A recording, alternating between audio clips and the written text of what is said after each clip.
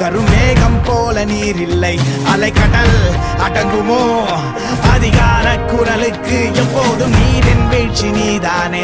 உன்னை நீந்தி கடக்க முடியாதே ஒரு பனித்துளி, அது எரிமலை அணைத்திடுமா?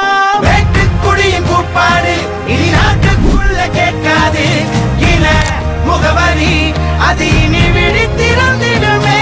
வெட்டுக்குடியின் கூப்பாடு இனி நாட்டுக்குள்ள கேட்காது. இன முகவரி அது இனி விழித்திறந்திடுமே.